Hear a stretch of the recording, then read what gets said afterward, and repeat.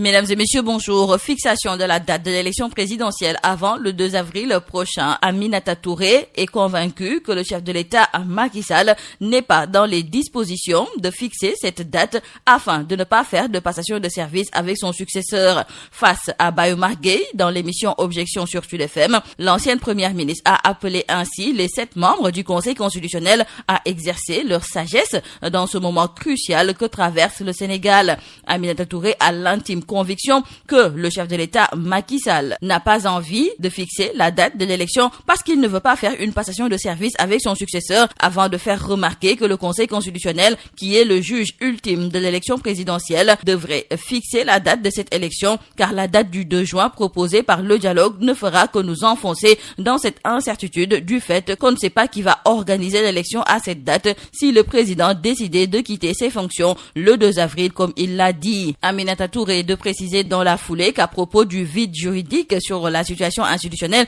qui se profile après la date du 2 avril prochain et dont la responsabilité entière incombe selon elle au président Macky Sall, qu'il n'y a aucune réponse juridique au moment où on parle et le Sénégal sera dans une situation d'exception que le pays n'a jamais connue. Aminata Touré, nous disent toujours nos confrères du journal Sud Quotidien, s'est aussi prononcé sur cette loi d'amnistie et l'ancienne première ministre a rejeté cette loi et déclare que c'est comme une arlésienne. Il semble que personne ne sache le contenu à part ce que le président Macky Sall en a dit. Restons toujours avec nos confrères du journal Sud Quotidien qui reviennent sur cette mobilisation avortée du front FIPU samedi dernier.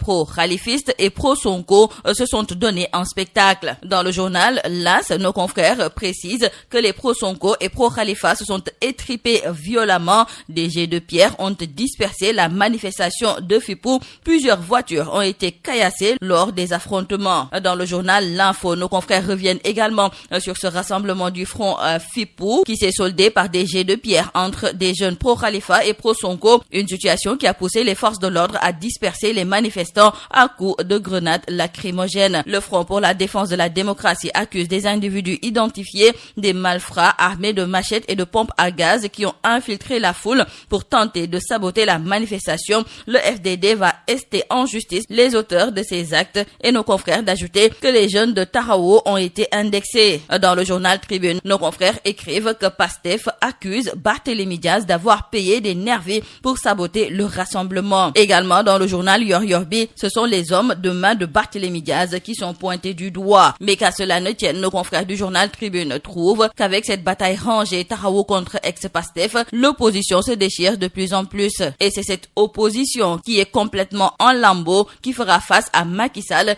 qui, ces derniers temps, consolide son jeu. Le président Macky Sall va recevoir ce lundi les conclusions du dialogue national et nos confrères du journal Enquête en profitent pour nous faire savoir que l'on s'achemine vers une semaine décisive car après avoir reçu les conclusions du dialogue national, le chef de l'État Macky Sall va saisir le Conseil constitutionnel pour trancher sur les propositions. Nos confrères du journal Critique, eux aussi, trouvent que c'est une semaine décisive qui pourra voir l'organe suprême retenir ou récuser les propositions. Dans tous les cas, c'est le flou total et la décision aura son pesant d'or sur la suite du processus électoral. En tout cas, ces derniers temps, le débat sur la vacance du pouvoir fait rage et comme si cela ne suffisait pas, nos confrères du journal Le Quotidien nous parlent de ces manœuvres au sein de l'APR pour pousser le chef de l'État Macky Sall à la démission. Nos confrères nous font savoir que des proches veulent convaincre Macky de partir avant le 2 avril. Ils souhaitent la reprise du processus électoral et d'autres candidatures apéristes. Dans le journal Tribune, nos confrères nous donnent des nouvelles de notre consoeur Maimouna Ndour Faye. Elle va mieux selon nos confrères du journal Tribune. Selon l'un de ses collaborateurs directs, son état de santé s'est nettement amélioré. Mamadou Awandiaï, journaliste à la 7TV, ajoute que les médecins prennent soin de la directrice et il souligne que les moments d'angoisse sont désormais derrière eux. Il faut signaler avec nos confrères du journal LAS qu'après l'agression de Maimouna Ndour Faye,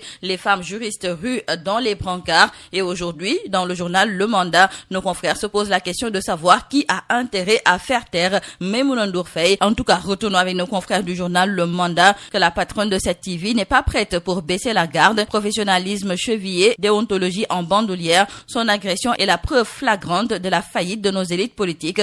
La porte ouverte à des mains assassines qui n'agissent que par effet de manche et fragilisent les équilibres qui nous gouvernent. Et pour ce qui est de l'enquête, retenons avec nos confrères du journal Critique que la section de recherche rassemble les pièces pièces du puzzle. Terminons par nos confrères du quotidien Le Soleil qui reviennent sur l'adhésion du Sénégal au Forum des pays exportateurs de gaz. Le Sénégal donc est désormais un membre observateur du Forum des pays exportateurs de gaz. Son adhésion dans ce cercle restreint a été actée samedi dernier lors du sommet des chefs d'État tenu à Alger. Une occasion saisie par le président de la République pour décliner la stratégie nationale de gestion des ressources naturelles du pays. C'est tout à vos journaux et très bonne lecture.